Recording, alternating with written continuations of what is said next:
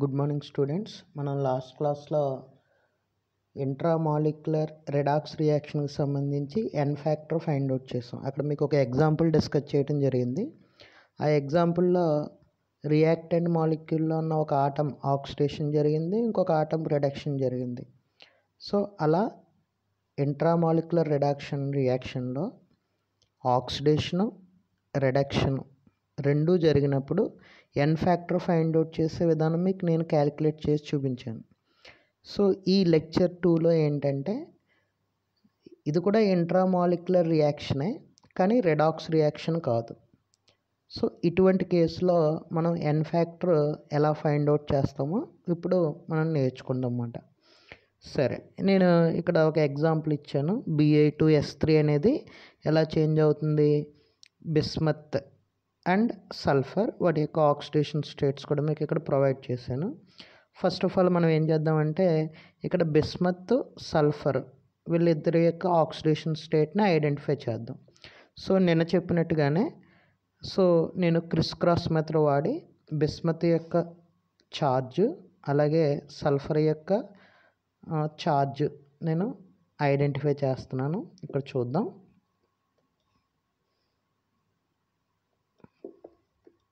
Right, so ఇక్కడ sulphur దగ్గర చూడండి సఫిక్స్ ఎంత ఉంది, 3 మాట. సో ఇక్కడ నాకు ఈ బిస్మత్కి ఛార్జ్ ఎంత అవుతుందంటే +3. అలాగే బిస్మత్కి సఫిక్స్లో ఛార్జ్ ఎంత ఉంది, కోఎఫిషియంట్ ఎంత ఉంది, 2 కదా. సో ఈ 2 అనేది ఏంటంటే సల్ఫర్ యొక్క ఛార్జ్ అన్నమాట. దాన్ని మనం ఆక్సిడేషన్ నెంబర్ అని పిలుస్తున్నాం ఇక్కడ. సో ఇది మైనస్, ఓకేనా. సో ఇప్పుడు మీరు అబ్జర్వ్ చేయండి, బిస్మత్కి ఛార్జ్ ఎంత ఉంది, +3. అలాగే సల్ఫర్కి ఆక్సిడేషన్ స్టేట్ ఎంత ఉంది, -2. ఇక్కడ నేను బిస్మత్ ఆక్సిడేషన్ నెంబర్ ఎలా చేంజ్ అయిందమ్మా, +5. అంటే +3 నుంచి +5కి వెళ్ళింది, అవునా కదా. So this is called oxidation, ఓకేనా. ఈ రియాక్టెంట్లో బిస్మత్ అనేవాడు ఆక్సిడైజ్ అయ్యాడు, ఓకేనా. ఇప్పుడు నేను ఈ బిస్మత్కి నేను ఎన్ ఫ్యాక్టర్ ఫైండ్ అవుట్ చేస్తున్నాను. ఎలా ఫైండ్ అవుట్ చేస్తానో చూద్దాం. బిస్మత్ ఇక్కడ ఎలా మనకి చేంజ్ అయిందమ్మా, +3 నుంచి +5. నేను ఆల్రెడీ మనం చెప్పాం. సో వీడి యొక్క ఎన్ ఫ్యాక్టర్ నేను ఇక్కడ N1 అనుకుంటున్నాను. ఎన్ ఫ్యాక్టర్ N1 అనుకుంటున్నాను ఇక్కడ. సో ఈ N1 ఎలా ఫైండ్ అవుట్ చేస్తానో చూడండి. N1 is equal to, so high ఛార్జ్లోంచి లో ఛార్జ్ తీసేయాలి. సో బిస్మత్ +3 నుంచి +5కి వెళ్ళింది. సో +5 ఎక్కువ వాల్యూ కదా, కాబట్టి +5 -+3. ఎప్పుడు కూడా ఎన్ ఫ్యాక్టర్ క్యాలిక్యులేట్ చేసేటప్పుడు మనకి పాజిటివ్ ఛార్జే ఉండాలి. సో ఇప్పుడు ఈ వాల్యూ ఎంత అవుతుంది నాకు, 2 మాట, ఓకేనా. అలాగే ఇక్కడ సల్ఫర్ ఎలా చేంజ్ అవుతుందో చూద్దాం. సల్ఫర్ 0కి వెళ్ళిపోయింది. సల్ఫర్ -2 నుంచి 0కి పెరిగింది. ఇక్కడ చూడండి ఆక్సిడేషన్ నెంబరు ఇంక్రీజ్ అయింది. ఇక్కడ -2 అంటే తక్కువ, 0 అంటే ఎక్కువ. కాబట్టి ఇక్కడ కూడా ఆక్సిడేషన్ నెంబర్ మనకి ఇంక్రీజ్ అయింది, కాబట్టి దీన్ని కూడా మనం ఏమని చెప్తాం, ఆక్సిడేషన్ అయిందని చెప్తాం. అంటే ఈ ఇంట్రామాలిక్యులర్ రియాక్షన్లో బిస్మత్ ఏమో ఆక్సిడైజ్ అయింది, అంటే ఆక్సిడేషన్లో ఇన్వాల్వ్ అయింది. అలాగే సల్ఫర్ కూడా ఆక్సిడేషన్లో ఇన్వాల్వ్ అయింది. మరి ఇది ఇప్పుడు రిడాక్స్ రియాక్షన్ అనొచ్చా, రిడాక్స్ రియాక్షన్ అనకూడదు. రిడాక్స్ రియాక్షన్ అనాలంటే మనకి బోత్ ఆక్సిడేషన్ జరగాలి, రిడక్షన్ జరగాలి. మళ్ళీ అలా జరగలేదు కదా, కాబట్టి it is not a redox reaction, but this is intramolecular reaction. Intramolecular reaction, కానీ it is not a redox reaction. So ఇలాంటి కేసులో మనం ఎన్ ఫ్యాక్టర్ ఎలా ఫైండ్ అవుట్ చేస్తాం.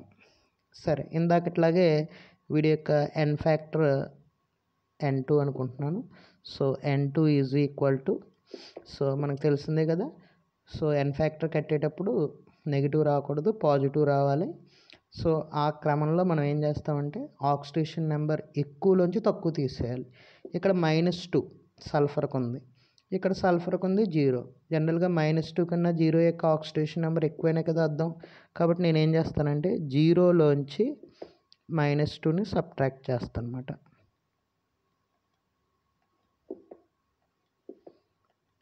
సో వాల్యూ ఎంత అవుతుంది? 2. ఇక్కడ మీకు ఒక విషయం చెప్పాలి. ఇక్కడ బిస్మత్ యాక్చువల్గా ఎన్ని ఉన్నాయమ్మా? 2 ఉన్నాయి. మనం క్యాలిక్యులేట్ చేసింది ఏంటి? ఒక ఆటంకే క్యాలిక్యులేట్ చేసాం. కాబట్టి ఇక్కడ ఎన్ని బిస్మత్లు ఉన్నాయి? 2 బిస్మత్లు ఉన్నాయి, 2 బిస్మత్లు ఉన్నాయి. కాబట్టి నేను ఏం చేస్తానంటే వీడిని 2తో మల్టిప్లై చేయాలి. చాలా ఇంపార్టెంట్ అన్నమాట ఇది. ఓకేనా? సేమ్ ఇక్కడ కూడా అంతే. యాక్చువల్గా మనం క్యాలిక్యులేట్ చేసింది ఒక సల్ఫర్కే క్యాలిక్యులేట్ చేసాం, 3 సల్ఫర్లకి క్యాలిక్యులేట్ చేయలేదు. ఒక సల్ఫర్కి ఎన్ ఫ్యాక్టర్ ఎంత వచ్చింది? 2. మరి 3 సల్ఫర్కి ఎన్ ఫ్యాక్టర్ అంటే ఇంటూ 3 చేయండి. ఓకే. సో ఇప్పుడు ఈ రియాక్షన్కి ఓవరాల్ ఎన్ ఫ్యాక్టర్ ఎంత? ఓవరాల్ ఎన్ ఫ్యాక్టర్ ఎంత? ఎలా క్యాలిక్యులేట్ చేయాలంటే సింపుల్, మనం n1 ప్లస్ n2 చేయటమే. n1 ప్లస్ n2 అంటే 4 plus 6 which is equals to 10 అన్నమాట. ఓకేనా? ఈక్వలెంట్ వెయిట్ క్యాలిక్యులేట్ చేయమన్నారు అనుకోండి. Equivalent weight is equal to molecular weight of Bi2S3. So వాడు మాలిక్యులర్ వెయిట్ m అనుకుంటున్నాను. So by n factor. So equivalent weight కావాల్సి వస్తే molecular weight by n factor అంతా 10 వేయాలన్నమాట. సో చూడండి, ఇక్కడ నిన్న చేసిన దానికి ఈరోజు చేసిన దానికి చాలా తేడా ఉంది. నిన్న చేసిన దాంట్లో ఒకడు ఆక్సిడైజ్ అయ్యాడు, ఒకటి రిడక్షన్ అయ్యారు. మరి ఇప్పుడు ఈరోజు చెప్పిన ఎగ్జాంపుల్ ఏమైంది? 2 ఆక్సిడేషన్ అయ్యాయి. ఇలా 2 ఆక్సిడైజ్ అయినా 2 రిడక్షన్ అయినా మనం ఎన్ ఫ్యాక్టర్ ఈ ఫార్ములా ఉపయోగించుకోవాలి. ప్రాసెస్ అంతా సేమ్, నిన్న చెప్పినట్టుగానే చూసుకుంటాం, కాకపోతే సమ్ చేసుకుంటాం అన్నమాట. ఓకేనా? చాలా ఇంపార్టెంట్ మోడల్.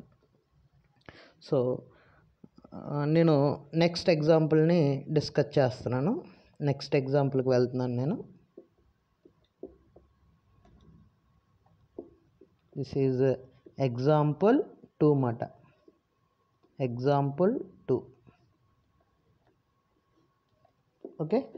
సో ఇంకొక ఎగ్జాంపుల్ తీసుకుందాం.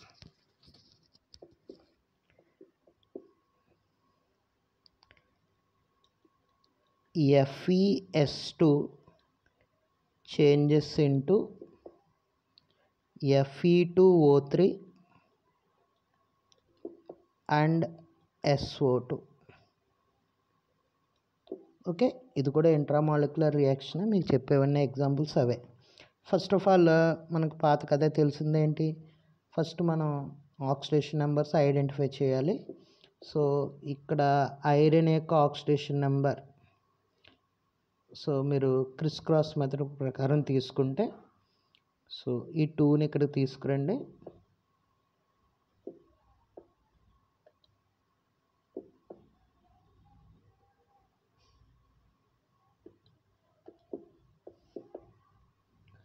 This is 2.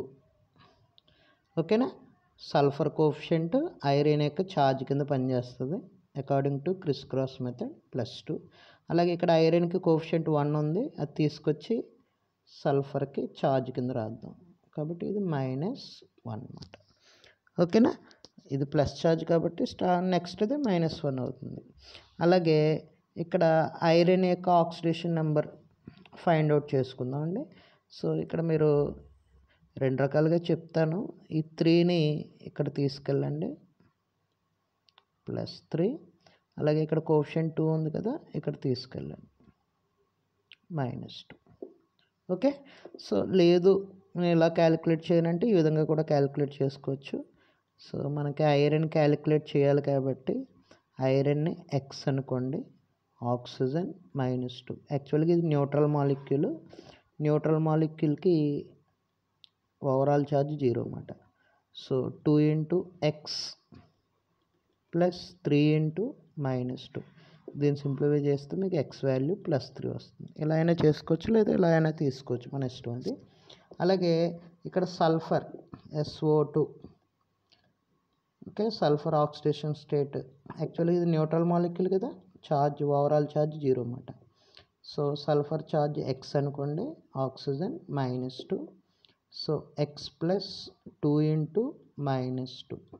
సో x = +4 అన్నమాట. ఇక్కడ సల్ఫర్ యొక్క ఆక్సిడేషన్ స్టేట్ +4, ఆక్సిజన్ వచ్చేసి -2. ఓకేనా. సో నేను ఇంకా ఇవి నాకు ఇప్పుడు అవసరం లేదు కాబట్టి నేను ఇక్కడ వీటిని డిలీట్ చేసేస్తున్నాను. మీకు కావాలితే ఒకసారి వీడియో పాస్ చేసుకుని రివైండ్ చేస్తే మీకు ఆటోమేటిక్గా మళ్ళీ కనబడతాయి. సరే, ఇక్కడ మీరు అబ్జర్వ్ చేయండి, ఎవరు ఆక్సిడైజ్ అయ్యారు, ఎవరు రిడక్షన్ అయ్యారో చూద్దాం. ఇక్కడ ఐరన్ +2 నుంచి ఎక్కడికి చేంజ్ అయిందమ్మా, +3కి చేంజ్ అయింది. సో +2 +3 ఆక్సిడేషన్ నెంబర్ పెరిగింది కాబట్టి దిస్ ఈజ్ కాల్డ్ ఆక్సిడేషన్ జరిగిందని అర్థం. అలాగే ఇక్కడ సల్ఫర్ ఆక్సిడేషన్ స్టేట్ ఎంత ఉంది, -1. -1 నుంచి ఎక్కడికి వెళ్ళింది, +4. చూడండి, ఇది కూడా ఆక్సిడేషన్ జరిగింది. ఓకేనా, ఇది కూడా ఆక్సిడేషనే.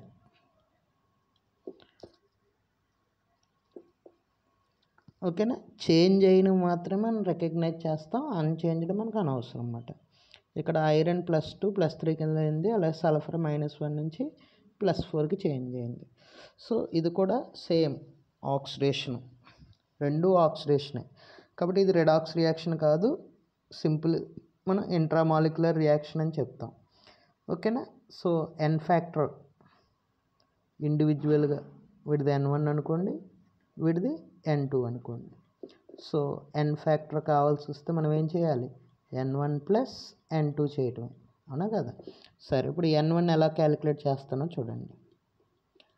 ఐరన్ +2 నుంచి +3కి వెళ్ళింది, అవునా కదా.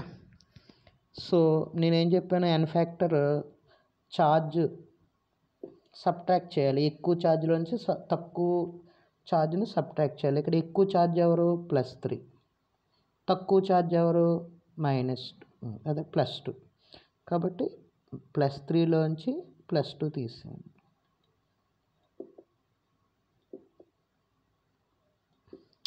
సో ఈ వాల్యూ ఎంత అండి, ఈ వాల్యూ 1. చూడండి, ఇక్కడ ఎన్ని ఐరన్ ఆటమ్స్ ఉన్నాయండి, ఒక ఐరన్ ఆటమే. సో మనం కట్టింది ఒక ఐరన్ ఆటంకే, వాడిచ్చింది కూడా ఒక ఐరన్ ఆటమే, కాబట్టి 1తో మల్టిప్లై చేయండి, సింపుల్గా ఈ వాల్యూ 1 అన్నమాట. అలాగే N2 కట్టండి. ఓకేనా. సో ఇక్కడ సల్ఫర్ -1 నుంచి ఎక్కడికి చేంజ్ అయిందండి, +4కి చేంజ్ అయింది, అవునా కదా.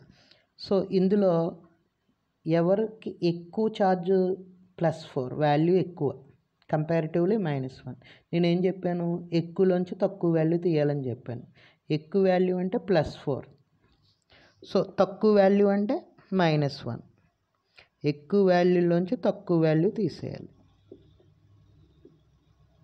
ఓకేనా. సో ఈ వాల్యూ ఎంత అవుతుంది, 5 అవుతుంది నాకు. చూడండి, యాక్చువల్గా నేను కట్టింది ఒక సల్ఫర్కే, కానీ మరి ఇక్కడ నాకు ఎన్ని సల్ఫర్స్ ఉన్నాయి, 2 సల్ఫర్స్ ఉన్నాయి. కాబట్టి నేను దేంతో మల్టిప్లై చేయాలి, 2తో మల్టిప్లై చేయాలి. సో ఇక్కడ 10. సో ఇప్పుడు నాకు N ఫ్యాక్టర్ ఎంత అండి, N factor = 1 + 10 which is equals to 11. ఓకేనా. సో ఈ విధంగా మనకి రెండు ఆక్సిడేషన్ జరిగిన లేదా రెండు రిడక్షన్ జరిగిన N ఫ్యాక్టర్ అనేది ఈ విధంగా ఫైండ్ అవుట్ చేసుకోవాలి. ఓకేనా. ఇది చాలా ఇంపార్టెంట్ అన్నమాట, మనకి చాలా ఇంపార్టెంట్. సరే, నేను మీకు ఇచ్చిన ఎగ్జాంపుల్స్లో రెండు ఆక్సిడేషన్ జరిగిందే ఇచ్చాను కదా, ఒకసారి రిడక్షన్ జరిగిన ఎగ్జాంపుల్ కూడా మీకు ప్రొవైడ్ చేస్తాను, ఒకసారి అది కూడా డిస్కస్ చేద్దాం. సో ఈ వీడియోని నేను కొంచెం బిట్స్ కింద పెడతానండి, ఎందుకంటే ఎక్కువ టైం టేకింగ్ అన్నమాట. ఒక 15 మినిట్స్ రికార్డ్ చేస్తే దగ్గరగా 500 MB పట్టేస్తుంది. సో ఆ కారణం చేత నేను కొంచెం కన్వీనియంట్గా ఉంటుందని చెప్పేసి బిట్గానే దీన్ని డిస్కస్ చేస్తాను. సరే, నేను ఎగ్జాంపుల్ 3 తీసుకుంటున్నాను. ఇది రిడక్షన్ అన్నమాట. రిడక్షన్ జరుగుతుంది. ఇది this is call example 3.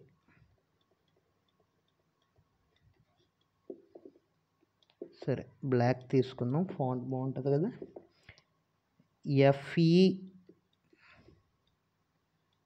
FeNO3 thrice changes into Fe+2 and NO. ఓకేనా. సో దీనికి ఆక్సిడేషన్ నెంబర్స్ ఐడెంటిఫై చేయండి అకార్డింగ్ టు క్రిస్. ఈ 3 ఇక్కడ +3, ఇక్కడ కోఎఫిషియంట్ 1 ఉంది, ఇది -1 కింద లెక్క. నేను చేశాను కదా NO3 minus same as it is. కాబట్టి నేను ఇక్కడ డైరెక్ట్గానే చెప్తాను. నైట్రోజన్ ఇక్కడ +5 అవుతుంది, ఆక్సిజన్ -2 అవుతుంది. చూడండి, ఇది ఓవరాల్ ఛార్జ్ అండి. -1 అనేది ఏంటి? ఓవరాల్ ఛార్జ్, గుర్తుపెట్టుకోండి. అలాగే ఆక్సిజన్ ఇక్కడ -2, నైట్రోజన్ వచ్చేటప్పటికి +2. ఓకే, సరే. చూడండి, ఐరన్ +3 నుంచి ఎక్కడికి చేంజ్ అయింది? +2కి చేంజ్ అయింది. సో ఆక్సిడేషన్ నెంబర్ తగ్గింది. ఆక్సిడేషన్ నెంబర్ తగ్గిందంటే దిస్ ఈజ్ కాల్ రిడక్షన్. ఓకేనా, రిడక్షన్ జరిగిందన్నమాట ఇది. అలాగే నైట్రోజన్ +5 నుంచి ఎక్కడికి వెళ్ళాడు? +2కి వెళ్ళాడు. చూడండి, ఇది కూడా ఆక్సిడేషన్ నెంబర్ తగ్గింది. This is also reduction. So both reductions. So ఇది కూడా ఇంట్రామాలిక్యులర్ రిడాక్స్ కాదండి, ఇంట్రామాలిక్యులర్ రియాక్షన్ మాత్రమే. ఓకేనా. సో వీడికి N ఫ్యాక్టర్ క్యాలిక్యులేట్ చేయాలంటే మనం ఏం చేస్తాం? N1 + N2 చేయాలి.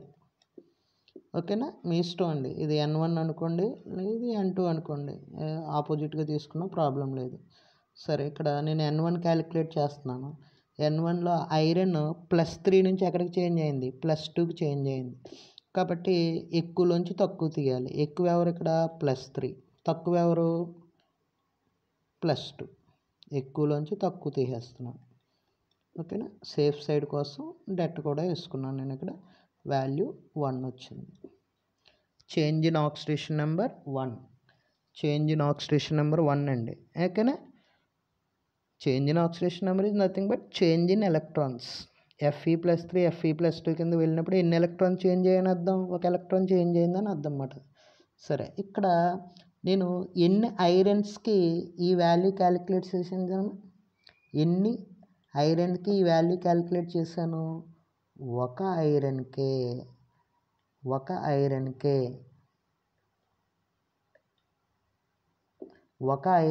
నేను వాల్యూ క్యాలిక్యులేట్ చేశానండి. ఓకేనా. కాబట్టి నేను 1తో మల్టిప్లై చేస్తున్నాను అనమాట. సో వాల్యూ ఎంత? 1. అలాగే N2 ఫైండ్ అవుట్ చేద్దాం. సో N2 ఫైండ్ అవుట్ చేయండి. N2. సో ఇక్కడ జాగ్రత్తగా అబ్జర్వ్ చేయండి. నైట్రోజన్ +5 నుంచి ఎక్కడికి వెళ్ళింది? +2కి వెళ్ళింది. ఓకేనా. సో ఎక్కువ వాల్యూ ఎవరంటే +5, తక్కువ వాల్యూ ఎవరు? +2. కాబట్టి ఏం చేద్దాం? +5లోంచి +2 తీసేయాలి మనం. ఎక్కువలోంచి తక్కువ తీయాలండి, గుర్తుపెట్టుకోండి. సేఫ్ సైడ్ కోసం డిటర్మైన్. సో 5లోంచి 2 తీసేస్తే ఎంతమ్మా? 3. ఇక్కడ జాగ్రత్తగా అబ్జర్వ్ చేయండి. ఇక్కడ ఎన్ని నైట్రోజన్స్ ఉన్నాయి? యాక్చువల్గా మనకి 3 నైట్రోజన్స్ ఉన్నాయి. ఓకేనా. చూడండి, 3 నైట్రోజన్స్. మనం కట్టింది ఒక నైట్రోజన్కే, కానీ మన దగ్గర 3 నైట్రోజన్స్ ఉన్నాయి కాబట్టి 3తో మల్టిప్లై చేయండి. చాలా ఇంపార్టెంట్ అండి ఇది. ఇక్కడే మనకి చాలామంది మిస్టేక్ చేస్తూ ఉంటాం. ఓకేనా. స్టార్టింగ్లో నేను కూడా ఇలా కన్ఫ్యూజ్ అయ్యి మిస్టేక్ చేసేయడం. సో ఇప్పుడు ఓవరాల్ వాల్యూ ఎంత? N1 1, ఇదోమో 9. సో N ఫ్యాక్టర్ ఎంతండి? 10 మాట. సో ఈ విధంగా మనకి ఎన్ ఫ్యాక్టర్ ఫైండ్ అవుట్ చేసుకోవాలి. ఈక్వలెంట్ వెయిట్ కట్టమంటే కట్టేస్తా కదా. Equivalent weight is equal to, ఇప్పుడు ఈ ఫెర్రిక్ నైట్రేట్ అంటుందండి. ఈ ఫెర్రిక్ నైట్రేట్ మొత్తం మాలిక్యులర్ వెయిట్ m అనుకుంటే ఎన్ ఫ్యాక్టర్ ఎంత అండి? So molecular weight by n factor వచ్చేటప్పటికి 10 అన్నమాట. సో ఈ విధంగా మనం ఎన్ ఫ్యాక్టర్ అనేది ఫైండ్ అవుట్ చేసుకోవచ్చు. ఓకేనా. సో ఇది కేస్ 2 మాట. కేస్ 2. సో నేను మీకు చెప్తానని చెప్పాను కదా, కేస్ 1 చెప్పాను మీకు, ఇదేంటి కేస్ 2 మాట. సో 2 ఆక్సిడేషన్ అయినా లేదా 2 రిడక్షన్ అయినా ఇంట్రామాలిక్యులర్ రియాక్షన్స్కి ఈ విధంగా ఎన్ ఫ్యాక్టర్ క్యాలిక్యులేట్ చేసుకోవాలి. ఓకేనా. సో నెక్స్ట్ లెక్చర్లో రిమైనింగ్ కేసెస్ని డిస్కస్ చేద్దాం. సో ఇదేంటంటే టైం ఎక్కువ తీసుకుంటుంది కాబట్టి నేను బిట్గా ఈ వీడియోస్ చేస్తున్నాను, కాబట్టి మీరు కొంచెం జాగ్రత్తగా ఫాలో అవ్వండి. Thank you.